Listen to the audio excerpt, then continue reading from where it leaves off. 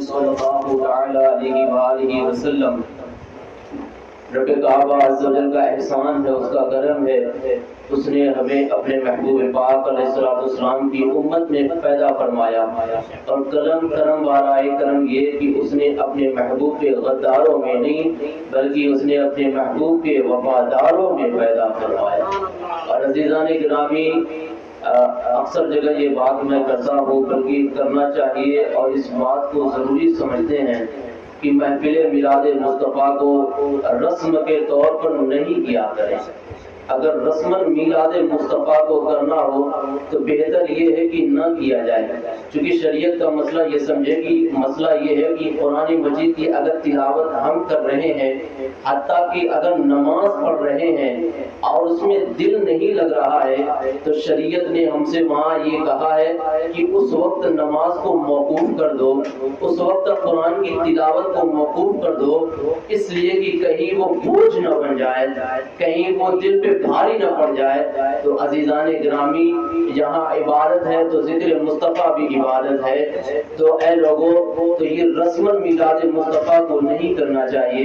اگر کریں تو عقیدتاً محبتاً کرے، اور اگر محفل میلاد مصطفیٰ سجائی جائے تو حتی الامکان اس کا ادب بجا لائیں۔ دیکھیں سرکار سید شاہ عبدالحق محدث دہلوی رحمۃ اللہ علیہ حقہ آپ پی رہے تھے، بغور باتوں کو سماعت کریں، آپ حقہ پی رہے تھے، آپ حقہ پی رہے تھے کہ اتنے میں آپ کے کان میں آقا جان کے ذکر کی محفل سجی تھی، اس کی آواز آئی، یعنی آقا کی نعت پڑھی جا رہی تھی، تو وہ آواز سیدنا شاہ عبدالحق محدث دہلوی کے کانوں میں آئی، تو آپ حقہ کی محفل کو چھوڑ کر فوراً نبی کے ذکر کی محفل میں چلے گئے۔ بہت غور سے سنیں، آپ حقہ کی محفل کو چھوڑ کر بے ساختہ، اس سے یہ بات بھی پتہ چلتی ہے کہ عاشقوں کا یہ معیار دیکھیں، وہ کہیں بھی مصروف ہوتے تھے، اگر نبی کے ذکر کی محفل کا پتہ ہوتا وہ تمام محفلوں کو چھوڑ کر ذکر مصطفیٰ میں چلے آیا کرتے تھے۔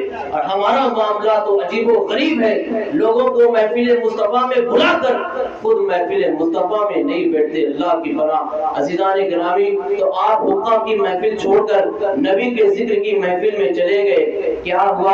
آپ نبی کے ذکر کی محفل میں گئے، آقا کی نعت سننے لگے، اور سنتے سنتے آپ کو نیند آ گئی اور سوئے، اور قسمت حقیقی معنوں میں بیدار ہو گئی۔ کیا دیکھتے ہیں کہ رحمت کائنات صلی اللہ تعالی علیہ وسلم کا نورانی چہرہ سامنے ہے، آقا کے روح وضحا کا دیدار کر رہے ہیں، لیکن عجیب معاملہ یہ تھا کہ آقا کے چہرے انور پہ جلال کے آثار نظر آ رہے تھے۔ تو سیدنا شیخ محدث دہلوی نے فرمایا، یا رسول اللہ، آقا جان کیا معاملہ ہے؟ آقا آپ کے چہرے انور پہ جلال کے اثر نظر آ رہے، آقا کیا معاملہ ہے؟ تو آقا نے فرمایا، عبدالحق میری محفل میں آئے ہو، اس سے پہلے کہاں تھے؟ یا رسول اللہ حقہ کی محفل میں تھا۔ کیا کر رہے تھے؟ آقا حقہ پی رہا تھا۔ پھر کیا ہوا؟ یا رسول اللہ حقہ پی رہا تھا، پیتے پیتے میں نے آپ کے ذکر کی محفل کی آواز میرے کانوں سے ٹکرائی، تو اسی حالت میں آقا آپ کی محفل میں آ گیا۔ تو آقا نے فرمایا، عبدالحق تمہیں پتہ نہیں کس کی محفل میں آ رہے، تم نے اپنے منہ کو صاف نہیں کیا اور میری محفل میں چلے آئے، اس وجہ سے میرے چہرے پہ جلال کی اثر ہے۔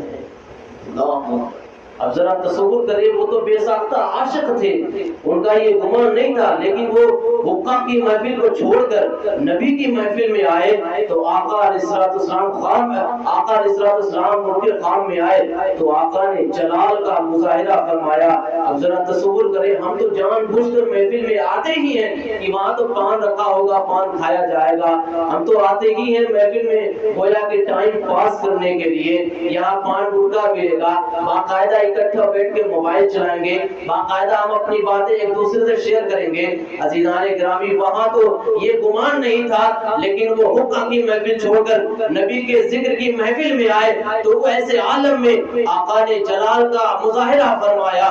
تو پھر اگر ہم محفل مصطفیٰ کا ادب نہیں بجا لاتے تو اس وقت رحمت دو عالم علیہ السلام ہمارے ساتھ کیسا معاملہ ہو؟ تصور کریں، صرف تصور کریں۔ تو عزیزان گرامی، یہ کوئی چھوٹی موٹی محفل نہیں کہ بس ایسے سجا دیا، اس محفل کا ادب بجا لائے تبھی اثر ہوگا، تبھی فائدہ ہوگا۔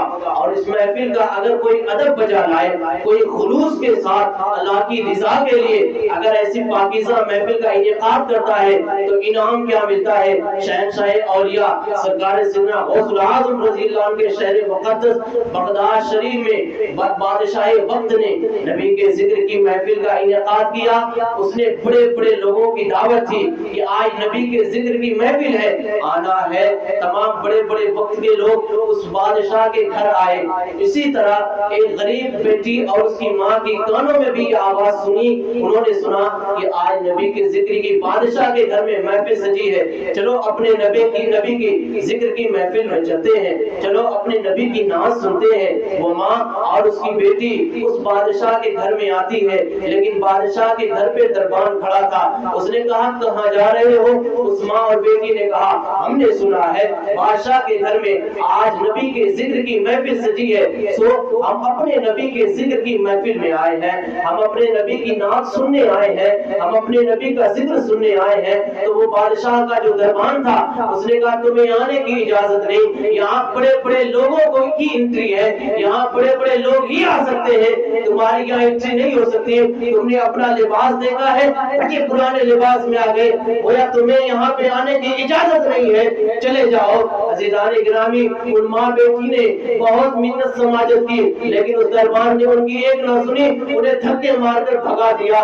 جب وہ ماں گری، اس کی بیٹی اس کے پاس جاتی ہے اور کہتی ہے ماں انہوں نے تو ہمیں اپنے گھر میں جانے نہ دیا، انہوں نے ہمیں تو ذکر مصطفیٰ میں جانے نہ دیا، لیکن ماں ہمارا گھر تو سلامت ہے، چلو اپنے گھر کو چلتے ہیں اور اپنے گھر کے خاص حصے کو صاف کرتے ہیں، اور وہاں پہ میں ماں اپنے نبی کا ذکر بیان کروں گی جہاں تک کر سکتی ہو۔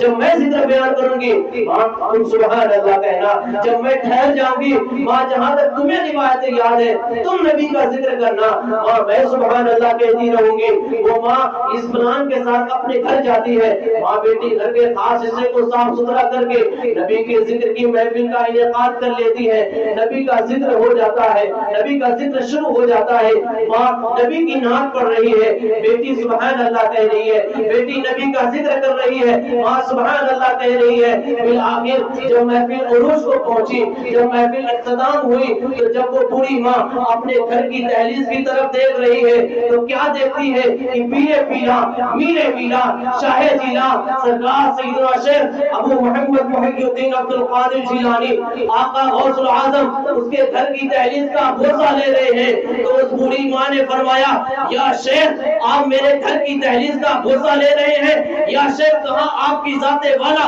اور کہاں میرے گھر کی دہلیز، اے شیخ آپ میرے گھر کی دہلیز کا بوسہ لے رہے ہیں۔ تو اس بوڑھی سیدنا غوث اعظم نے فرمایا اے بوڑھی ماں میں تیرے گھر کی دہلیز کا بوسہ کب لے رہا؟ ارے تو نے خلوص سے میرے نانا جان کے ذکر کی محفل کو سجایا، جب تو میرے نبی کا ذکر کر رہی تھی، ذکر جب تو نے میرے نبی کا شروع کیا اس وقت سے لے کر اخیر وقت تک میرے نانا جان تیرے گھر میں تشریف لائے تھے، اور جہاں تیرے گھر کی دہلیز پہ میرے نانا جان کے قدم پڑے ہیں میں تیرے گھر کی اس دہلیز کے حصے کا بوسہ لے رہا ہوں۔ یہ ہے ذکر مصطفیٰ کی برکت۔ سنا ہے آپ ہر عاشق کے گھر تشریف لاتے ہیں، میرے گھر میں بھی ہو جائے چراغا یا رسول اللہ، میرے گھر میں بھی ہو جائے چراغا یا رسول اللہ۔ یہ وہی محفل ہے جو اس ماں اور اس کی بیٹی نے اپنے گھر میں سجایا تھا۔ فرق یہ تھا کہ انہوں نے خلوص کے ساتھ سجایا تھا، فرق یہ تھا انہوں نے اپنے محبوب کو راضی کرنے کے لیے محفل سجایا تھا، فرق یہ تھا انہوں نے رسمن نہیں ادبن محبتن نبی کے ذکر کو سجایا تھا۔ تو نتیجہ اور فائدہ یہ ملا کہ ان کے گھر میں شہنشاہ انبیاء کی جلوہ گری ہو گئی۔ اگر آج بھی ہم اسی محفل کا ادب بجانے والے بن گئے، اگر گھر میں نہ صحیح لیکن عالم خواب میں ضرور اپنے نبی کا دیدار ہو سکتا ہے۔ وہ نبی آج بھی زندہ ہے، آج بھی کرم فرماتے ہیں۔ تو زندہ ہے واللہ، تو زندہ ہے واللہ، میرے چشم عالم سے چھپ جانے والے، بشرط یہ کہ محبت کے ساتھ اس نبی کا ذکر کیا جائے، محبت کے ساتھ اس نبی کے ذکر کی محفل کا انعقاد کیا جائے، آج بھی کرم ہو سکتا ہے۔ عزیزان گرامی، تو یہ تمیدی بات تھی، تو لہٰذا جب بھی ہم ذکر مصطفیٰ کریں رسمن نہیں کریں، ادبن کریں. 2 گھنٹے زیادہ سے زیادہ محفل پاک میں لگتے ہیں، تو 2 گھنٹے کے لیے تمام کام کو موقوف کر دیں. یار ذرا تصور تو کریں، رب تعالیٰ جب اپنے محبوب کو اپنے قرب خاص میں بلاتا ہے، جب معراج کا شرف اپنے محبوب کو عطا کرتا ہے، تو وہ خالق کائنات بھی کائنات کے نظام کو ساکت اور موقوف اور روک دیتا ہے. تو ہم اپنے معمولی سے کام کو، ہم اپنی دنیاوی گفتگو کو نبی کے ذکر کو سننے کے لیے کیا روک نہیں سکتے؟ روک سکتے ہیں نا. تو اس لیے اپنے نبی کے ذکر کی محفل جب ہو، اور یاد رکھیں جب نبی کی ذکر ہو، نبی کا ذکر ہو، نبی کی بات ہو، کوئی اپنی بات کرے، کوئی اپنا ذکر کرے، تو اس سے اللہ بہت ناراض ہوتا ہے، اس سے مولا بہت ناراض ہوتا ہے. عزیزان گرامی، اللہ رب العزت ہم سب کو اس مقدس محفل کا ادب کرنے والا بنائے. عزیزان گرامی، یہ شادی کے حوالے سے پروگرام رکھا گیا. مذہب اسلام کا معیار دیکھیں، اکثر عبادات میں اگر غور و خوض کیا جائے، تو اگر اس کا پس منظر دیکھا جائے، تو یہی نچوڑ نکلتا ہے کہ اس اعمال کا مقصد یہ تھا کہ اپنے نفس کو مارنا، اپنے نفس کو مارنا. وجہ کیا ہے؟ نفس کو ہی مارنے پر اتنا زور کیوں دیا گیا؟ اچھا، نفس اور عقل ہے کیا؟ ان دونوں کو بارگاہ خداوند قدوس میں پیش کیا گیا، اور مولا نے عقل سے پوچھا، بتا تو کون، میں کون ہوں؟ تو عقل نے فرمایا تو خالق ہے، تو مالک ہے، تو رازق ہے. تو جب اس عقل نے جب یہ جواب دیا، تو مولا نے فرمایا عقل کو عزت دے دی جائے.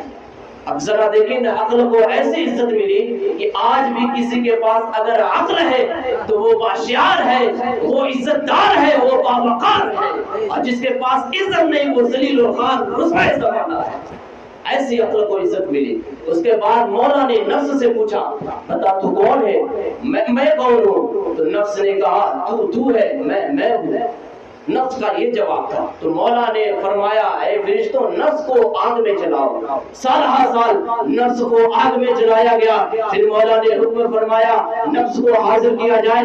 جب نفس کو پھر حاضر کیا گیا، مولا نے پھر پوچھا اے نفس یہ بتا میں کون ہوں؟ نفس نے کہا انت انا، تو ہے، میں ہوں. اس کے بعد پھر رب نے فرمایا نفس کو پھر آگ میں جلایا جائے.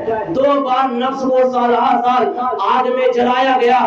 جب مولا نے 2 بار جلانے کے بعد پوچھا تو نفس نے یہی جواب دیا تو ہے، میں ہوں. اس کے بعد تیسری مرتبہ رب نے فرمایا اب نفس کو بھوکا رکھا جائے، اب نفس کو پیاسا رکھا جائے. تو جب نفس کو بھوکا اور پیاسا رکھا گیا، اس کے بعد پھر بارگاہ خداوند قدوس میں پیش کیا گیا. پھر نفس نے پوچھا اب بتا تو کون ہے، میں کون ہوں؟ تو پھر نفس نے کہا تو خالق ہے، تو مالک ہے، تو رازق ہے. آگ میں جلایا گیا تو نفس کی عقل نہیں گئی، نفس کا غرور نہیں گیا. جب نفس کو بھوکا رکھا گیا تو اس کا غرور مٹھیا میٹ ہو گیا، اس کی جان کے لالے پڑ گئے. تو اس نے خدا کی وحدانیت کا اقرار کیا.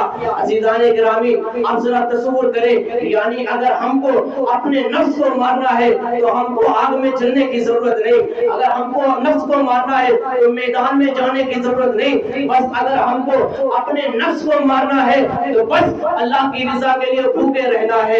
اب ذرا تصور کریں، آج کے دور میں بھوکے رہنا بڑا مشکل امر ہے. کیسے بھوکا رہ سکتے ہیں؟ 3 وقت کھانے کے باوجود بھی بھوک نہیں ملتی، تو پھر کیسے بھوکے رکھ سکتے ہیں؟ تو ذرا قربان جائے نا آقا جان کی شریعت پر، قربان نہ جائے مذہب اسلام کے قانون پر. یوں تو بھوکا رہنا بہت مشکل تھا، لیکن اللہ رب العزت نے 12 مہینوں میں سے ایک مہینہ ہمیں ایسا عطا فرمایا، رمضان المبارک کا مقدس مہینہ، کہ اے بندے اگر اس مقدس مہینے میں میری رضا کی خاطر اگر تو روزے رکھے گا تو اس مقدس مہینے میں تو 1 فرض ادا کرے گا، تیرا خالق تجھے 70 فرض ادا کرنے کا اجر عطا فرمائے گا.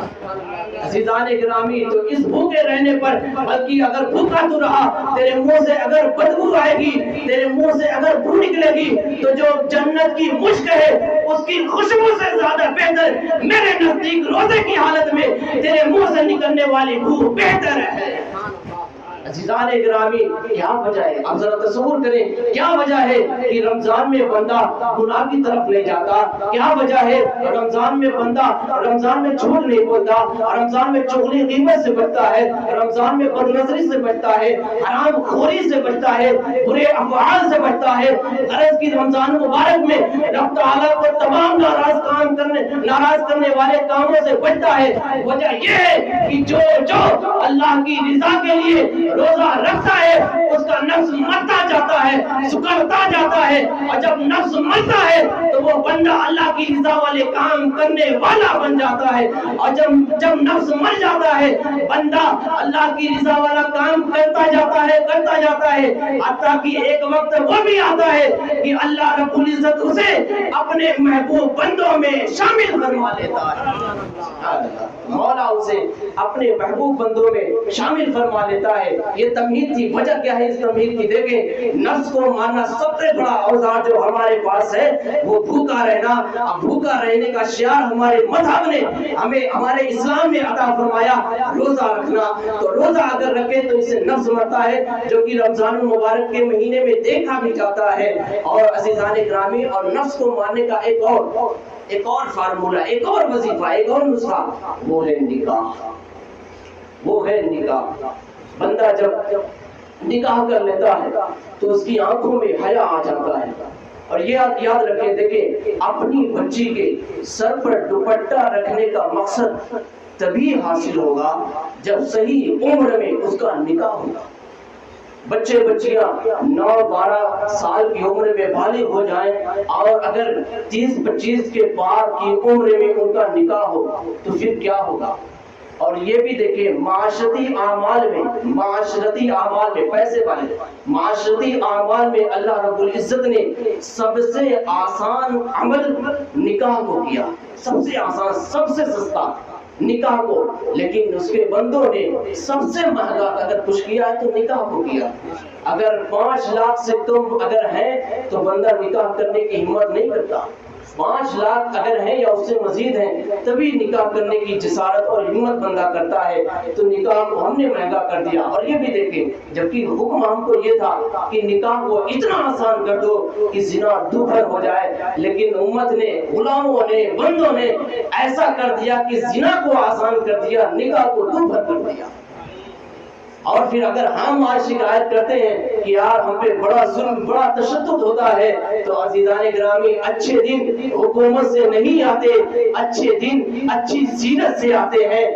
اچھے دن سرکار سے نہیں بلکہ اچھے دن اپنے اچھے کردار سے آتے ہیں۔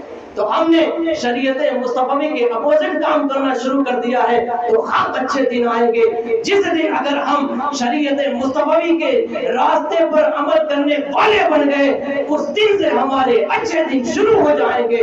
اور اگر ہم شریعت مصطفی کو چھوڑ کر اور دائرہ شریعت مصطفی کو چھوڑ کر اگر زندگی گزاریں گے تو ہمارے برے دن آئیں گے اور ظالموں کے اچھے دن آئیں گے، اور ان کے اچھے دن حقیقی معنوں میں ہے، لیکن ہمارے برے دن چل رہے ہیں۔ وجہ کیا ہے؟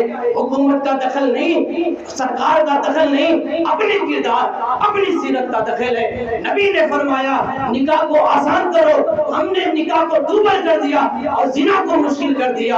اور ایک بات یہ بھی دیکھیں، اچھا آپ کے پاس اگر کوئی آپ کا مہمان آئے، آپ کے پاس اگر کوئی آپ کا مہمان آئے، آپ کا بڑا عزیز ہو، بڑا خاص مہمان ہو، بہت ہی قریبی مہمان ہو، اب آپ کے پاس وہ آیا تو کیا آپ ایسا کریں گے کہ اس کو اپنے پڑوسی کے گھر لے جائیں گے؟ آپ ایسا کریں گے کہ کسی دوسرے رشتہ دار کے یہاں لے جائیں گے کہ بھائی یہ میرا بڑا خاص رشتہ دار ہے، اس کی خاطرداری کرو، اس کی خاطرداری میں کوئی کمی نہیں آنی چاہیے، اس کی آن بان شان کے مطابق پکوان دسترخوان پہ موجود ہونا چاہیے، یہ میرا خاص دوست ہے لہذا تم اس کی خاطرداری کرو۔ تو یہ بتائیں کوئی عقل والا ایسا کر سکتا ہے کہ اپنے مہمان کو پڑوسی یا کسی دوسرے رشتہ دار کے یہاں لے جائے کہ اس کی خاطرداری کرو؟ نہیں کر سکتا۔ 2 وجہ ہو سکتی ہے ایسا کرنے کے لیے، یا تو نینا حماقت پرست ہو، عقل اس کی کام نہیں کرتی ہو، اس کو کچھ پتہ ہی نہیں ہے، یا تو وہ بخیل، اگر آسان لفظ کروں تو کمینہ، دو ہی ایسے ہو سکتے ہیں کہ یہ اپنے مہمان کو کسی دوسرے کے یہاں لے جائیں۔ اب بلا تفصیل اس بات کو سمجھیں، ان کے بارے میں پھر آپ کیا کہیں گے جو لڑکی والوں کے یہاں فون کر کے کہتے ہیں کہ ہمارے مہمان کل آپ کے گھر آنے والے ہیں، لہٰذا ہمارے مہمان کی آن بان شان کے مطابق ان کی پکوان ہونی چاہیے، ہمارے مہمانوں کی خاطرداری میں کوئی کمی نہیں ہونی چاہیے، ان کی عزت میں کوئی کمی نہیں ہونی چاہیے۔ یعنی دو بات ثابت ہوئی، یا تو وہ نیرے حماقت پرست ہے، یا تو بخیل، یا تو کمینے ہیں۔ اسی لیے تو اپنے مہمان کی خاطرداری کرنے کی خود کی اوقات نے وہ بیٹیوں کے گھر والوں پہ وہ بوجھ لاد رہے ہیں۔ جب تمہاری اوقات نہیں، جب تمہاری بساط نہیں اپنے مہمانوں کو کھلانے کی، تو خاک کیوں مہمان بلاتے ہو؟ اگر اوقات ہے مہمان کو کھلانے کی، جبھی مہمان کو بلاؤ نا۔ یہ لڑکیوں والوں پہ اپنے مہمان کی خاطرداری کرنے کا دعویٰ کیوں ٹھوکتے ہو؟ اور یہاں بھی دیکھیں شریعت کا اپوزٹ کام ہوتا ہے، یہاں بھی شریعت کے خلاف کام ہو رہا ہے۔ آقا کے فرمان کے مطابق تو یہ ہونا چاہیے کہ ولیمہ اصل میں لڑکے والوں کے یہاں ہونا چاہیے، اچھے پکوان اعلیٰ قسم کی ڈشز تو لڑکے والوں کے یہاں ہونا چاہیے، لیکن اس کو بھی الٹا کر دیا گیا کہ لڑکی والوں کے یہاں حکم ہوتا ہے کہ اچھے پکوان ہونے چاہیے۔ اور جب بیچارے لڑکی والے، اگر ہم اپنی زبان میں جس کو انوا کہتے ہیں، لڑکی والے جب لڑکے والے کے یہاں پہنچتے ہیں تو ان کو جب بھی کھلانا چاہیے تو ان کے حوالے سے کیا ہوتا ہے؟ ایک معمولی سی مٹھائی ہوتی ہے، پھر عام لوگوں میں ان کو بھی دعوت کھلا کے ادھر ادھر کر دیا جاتا ہے۔ یار جن کو کھلانا تھا ان کو کھلایا ہی نہیں، اور جن سے کھانا تھا ان کو کھلایا جا رہا ہے۔ تو جب شریعت نے فرمایا، جو شریعت نے فرمایا، جب اس کے خلاف ہم کام کر رہے ہیں تو بتائیں ہمارے اچھے دن آ سکتے ہیں؟ ہرگز نہیں۔ یہ بھی ایک بات اور دیکھیں، اب تک میں نے ہمیشہ سنا تھا، لیکن جب امامت کرنے کے لیے میں گیا گاؤں میں تو ساری ذمہ داریاں امام کی ہوتی ہیں، تو وہاں پہ لڑکی کی شادی تھی، ان کا دن رکھنے کے لیے وہاں کے لوگ آئے لڑکے والے، تو مجھے بھی بلایا گیا۔ تو گاؤں میں بھی یہ ہوتا ہے کہ بھائی 18 28 یہ سب تاریخ مت رکھو، بڑی منو سے لڑکا مر جائے گا، بارات لے کر جائے گا، واپس نہیں آئے گا، ان کا یہ الگ مسئلہ۔ تو اس کے بعد صرف سنا تھا میں نے، لیکن اس دن میں نے اس کو دیکھا بھی، یہ میرا اپنا ذاتی مشاہدہ تھا کہ جب تمام باتیں ہو گئی، دن تاریخ پڑھ چکے، تو اس کے بعد لڑکے کے بھائی نے کہا اب یہ بتائیں چچا جان کیا دیں؟ لڑکے نے یعنی لڑکے کے بھائی نے کہا، میرے بھائی نے کہا ہے آپ فریج دے نہ دیں، کولر دے نہ دیں، اے سی دے نہ دیں، کچھ نہ دیں۔ میرے بھائی نے کہا ہے آپ کچھ نہ دیں، بس ایک بلٹ گاڑی دے دیں۔ میرے بھائی نے کہا آپ لڑکی کو کچھ نہ دیں، بس ایک بلٹ گاڑی دے دیں۔ تو میں وہاں تھا، میں نے کہا کیوں بھائی صرف بلٹ گاڑی کیوں، یہ ساری چیزیں کیوں نہ دی جائیں؟ تو اس نے کہا وہ لڑکا وہ بہت کماتا ہے، وہ ساری چیزیں جو ہے لڑکی کے لیے تیار کر لے گا، لہٰذا آپ صرف بلٹ گاڑی دے دیں۔ تو میں نے کہا عجیب حماقت والی بات کرتے ہو، جب ایک لڑکا درجنوں سامان خریدنے کی طاقت رکھتا ہے تو وہ ایک بلٹ گاڑی نہیں خرید سکتا؟ یعنی یہ سمجھ میں آتا ہے، یعنی جب وہ بلٹ گاڑی خریدنے کی اوقات نہیں رکھ سکتا تو خام درجنوں سامان خرید سکتا ہے؟ تو میں نے وہیں پر کہا چچا جان کچھ بھی ہو جائے، اگر یہ منہ مانگ کے اگر یہ فقیروں کی طرح مانگ رہا ہے تو لہٰذا کبھی آپ اس کو اپنی بیٹی نہ دیجیے گا، ورنہ ہمیشہ آپ کی بیٹی خون کے آنسو روئے۔ یہی ہوا عزیزان گرامی، اس نے کھلے طور سے کہا ساری چیزیں میرا بیٹا انتظام کر لے گا، میرا بھائی انتظام کر لے گا، صرف بلٹ نہیں کر لے گا۔ کیا بات ہے بھائی، کروڑوں کی ملتی ہے کیا، لاکھ روپیہ اس میں خرچ کر لے گا، فریج ایسی وغیرہ وغیرہ میں، بلٹ گاڑی نہیں خرید سکتا۔ تو عزیزان گرامی آپ کو بھی مشورہ، مجھ کو بھی یہ مشورہ، جو فقیروں کی طرح مانگے ان کے یہاں رشتہ نہیں کرے، اگر رشتہ کر لیا تو زندگی میں ایک ایسا موڑ آئے گا کہ آپ کی بیٹی یا ہماری بہن خون کے آنسو روئے گی، خون کے آنسو روئے گی۔ بہرحال بات کو اور آگے بڑھاتے ہیں تو دیکھیں آقا علیہ الصلوۃ والسلام نے فرمایا، دیکھیں مذہب اسلام کا یہ بھی دستور دیکھیں، اگر ہم نماز میں شامل ہوئے، نماز کے لیے اگر ہم کھڑے ہوئے، تکبیر اولیٰ کہہ کے جیسے ہاتھ ہم نے باندھا، وہاں سے ہماری نیکیوں کا سلسلہ شروع ہو گیا۔ اب جب تک کہ ہم سلام نہیں پھیریں گے، جب تک ہمارا وہ ایک ایک لمحہ، ایک ایک سیکنڈ عبادت میں لکھا جائے گا، وہ ایک ایک سیکنڈ نیکیوں میں لکھا جائے گا۔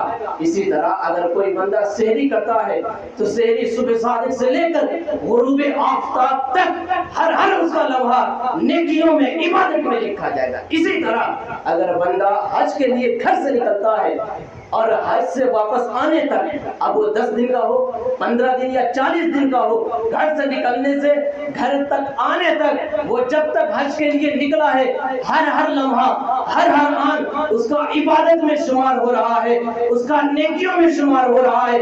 فلسفہ یہ ہے کہ نیک اعمال شروع کرنے سے ختم کرنے تک نیکیاں لکھی جاتی ہیں۔ آپ ذرا تصور کریں، نماز حتی زیادہ سے زیادہ 15 منٹ کے لیے، اس کے بعد روزہ زیادہ سے زیادہ 16-17 گھنٹے کے لیے، حج زیادہ سے زیادہ 40 دن کے لیے، تو 40 دن تک مسلسل نیکیاں لکھی جاتی ہیں۔ آپ ذرا تصور کریں، جب بندہ نکاح کرتا ہے، اور نکاح جب کرتا ہے قبول ہے سے لے کر کے جب تک اس کی بیوی اس کے عقد میں ہے، اور جب تک اس کا شوہر اس لڑکی کے عقد میں ہے، اس وقت سے لے کر جب تک عقد میں ہے، اس کے نام اعمال میں نیکیاں لکھی جائیں۔ اب ذرا بتائیں، نکاح 5 منٹ کے لیے ہوتا ہے؟ نہیں۔ 10 دن کے لیے ہوتا ہے؟ نہیں، کبھی کبھی زندگی بھر کے لیے ہوتا ہے۔ جب تک نکاح باقی رہے گا، اب وہ بندہ چاہے سوئے تو اس کا سونا بھی نیکیاں لکھی جائیں گی، اس کا چلنا نیکیوں میں لکھا جائے گا، اس کا کھانا نیکیوں میں لکھا جائے گا۔ بس شرط یہ ہے کہ نکاح تسکین نفس کے لیے نہ کیا جائے، بس شرط یہ ہے کہ نکاح شہوت کو پر کرنے کے لیے نہ کیا جائے، بس شرط یہ ہے کہ نکاح اس لیے کیا جائے کہ رسول گرامی وقار صلی اللہ علیہ وسلم کی سنت کی ادائیگی کے لیے اگر نکاح کیا جائے گا تو جب تک نکاح سلامت رہے گا، بندہ سویا بھی رہے گا تو اس کا سونا بھی عبادت میں لکھا جائے گا۔ سبحان اللہ، اس کا سونا بھی عبادت میں لکھا جائے گا۔ اور یہ بھی دیکھیں، غیر نکاح یعنی کنوارا جس کو بولتے ہیں، اگر وہ 2 رکعت نماز پڑھے، محض 2 رکعت نماز پڑھنے کا اجر ملتا ہے، لیکن اگر کوئی شادی شدہ نکاح کرنے کے بعد 2 رکعت نماز پڑھتا ہے تو اللہ رب العزت اسے 70 رکعت نماز ادا کرنے کا ثواب عطا فرماتا ہے۔ 2 رکعت پڑھے تو اسے 70 رکعت نماز ادا کرنے کا ثواب عطا کرتا ہے۔ اور یہ تو رکعت کی بات تھی، اور ایک روایت کے مطابق نماز کی بات ہے کہ اگر کوئی کنوارا ایک وقت کی نماز پڑھتا ہے تو اس کو ایک ہی وقت کا ثواب ملتا ہے، لیکن اگر کوئی نکاح کے بعد ایک وقت کی نماز پڑھتا ہے تو نکاح کی برکت سے ایک وقت نماز ادا کرنے کی، ایک وقت کی نماز ادا کرتا ہے، لیکن نکاح کی برکت سے اللہ رب العزت اسے 40 نمازیں ادا کرنے کا ثواب عطا فرماتا ہے۔ سبحان اللہ، ایک نماز ادا کرے نکاح کرنے کے بعد تو 40 نمازیں ادا کرنے کا ثواب ملتا ہے۔ اور یہ بھی دیکھیں، آقا علیہ السلام کی بارگاہ میں کچھ صحابی آئے، کچھ لوگ آئے، عرض کرتے ہیں یا رسول اللہ، ہم کسی کا نال و نفقہ اٹھانے کی قدرت نہیں رکھتے، یا رسول اللہ ہمارے گھر میں تو کبھی کبھی چراغ بھی نہیں جلتے، ہم کسی دوسرے کے اخراجات کو اٹھانے کی طاقت نہیں رکھتے، یا رسول اللہ اسی لیے ہم نکاح نہیں کر رہے ہیں۔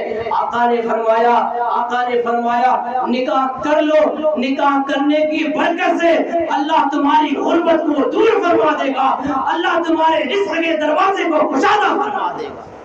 نکاح کرو تو اس وجہ سے کبھی نہ رکے کہ ہم تو غریب ہیں، کنگال ہیں، ہم کیسے نکاح کریں؟ تو یہ دنیاوی خرافات کے اور دنیاوی رسائم کو اگر ادا کرنے کی بنا پر نکاح کریں گے تو یقیناً نہیں کر سکتے۔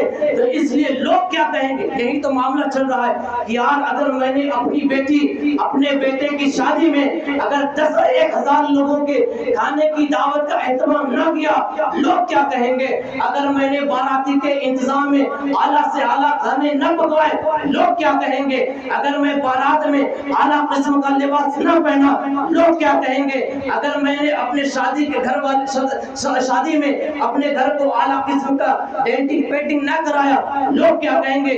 گھر کی پیدا ہونے سے لے کے مرنے تک ہر فعل میں بندہ یہی سوچتا ہے لوگ کیا کہیں گے، لوگ کیا کہیں گے، لوگ کیا کہیں گے۔ اسی چکر میں بندہ کبھی کبھی رب کی نافرمانی بھی کر دیتا ہے، لوگ کیا کہیں گے کے چکر میں کبھی کبھی بندہ نبی کی نافرمانی بھی کرتا ہے، لوگ کیا کہیں گے کہ چکر میں بندہ کبھی کبھی شریعت کی خلاف ورزی بھی کرتا ہے۔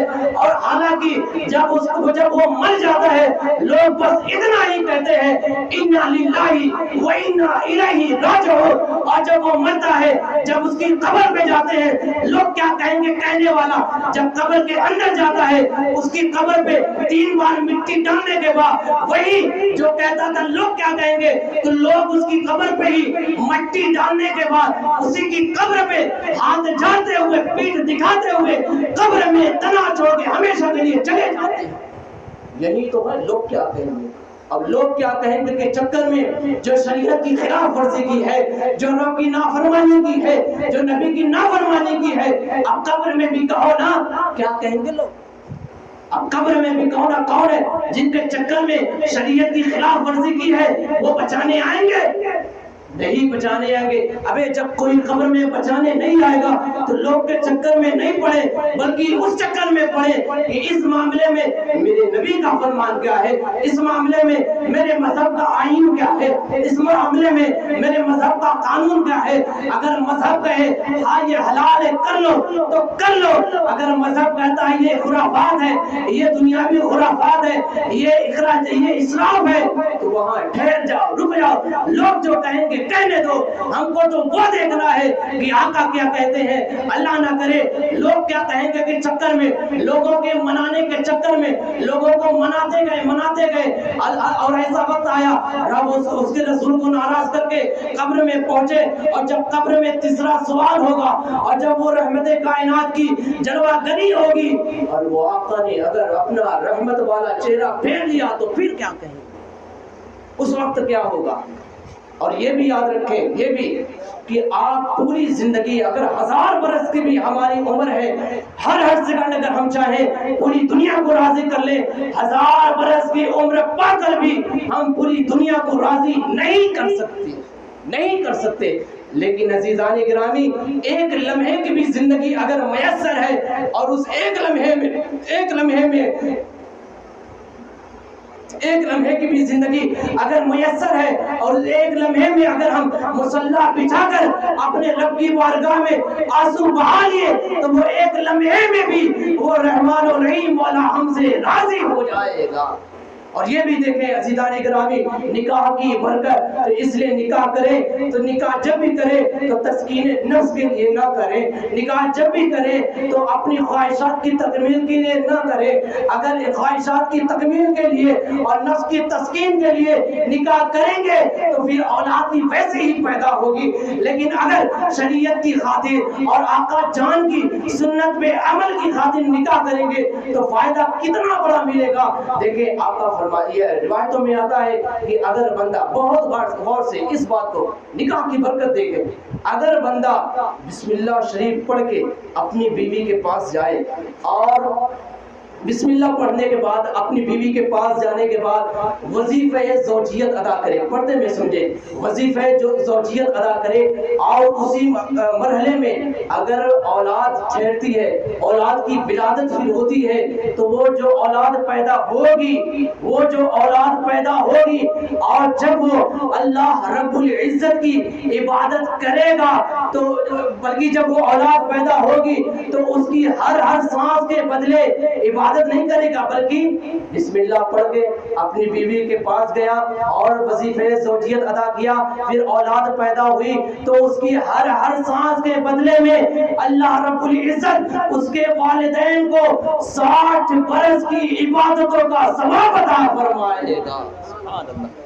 صرف بسم اللہ پڑھ کر اور وہاں ایک نیت یہ ذہن سے نکل گیا، بسم اللہ پڑھ کر اپنی بیوی کے پاس گیا، نیت صرف اتنی تھی کہ میں اپنی بیوی کے ساتھ وظیفہ زوجیت ادا کروں اور اس کی وجہ سے اللہ رب العزت میری اور مجھے اولاد عطا کرے، اور اولاد اس لیے عطا کرے تاکہ میں کثیر امم میں میرا بھی شمار ہو جائے، تاکہ جب آقا کل قیامت کے میدان میں کہیں، آقا نے فرمایا قیامت کے میدان میں کثیر امت کی بنا پر میں فخر کروں گا اگر کوئی بندہ اس لیے وظیفہ زوجیت ادا کرے کہ میری وجہ سے اولاد پیدا ہو اور اولاد کی کثرت ہو، تو کل کثیر امت کے سبب جب آقا فخر کریں گے، بس اتنی نیت کرے، اور جب اولاد پیدا ہوگی تو ہر سانس کے بدلے اللہ رب العزت اسے 60 سال کی عبادتوں کا ثواب عطا فرمائے گا۔ اگر یہ ہماری معمولی سی کھوپڑی یہ تصور کرے یار وہ اولاد صرف سانس لے تو اللہ 60 سال کی عبادت کا ثواب کیسے عطا فرمائے گا؟ ارے یار یہ ہماری چھوٹی سوچ ہے، بلکہ یہ عطا کرنا یہ اللہ رب العزت کی رحمت کا بھاری پر ہے۔ ارے جب وہ ایک لفظ کن سے 18,000 مخلوقات کو پیدا کرنے پر قادر ہے، اگر وہ ایک لمحے میں 18,000 سال کے سفر کو اپنے محبوب کو 18,000 سال کے سفر کو لمحے میں طے کرانے پر قادر ہے، تو وہ اس نیت کے بنا پر 60 سال کی عبادت کا ثواب عطا کرنے پر بھی قادر ہے۔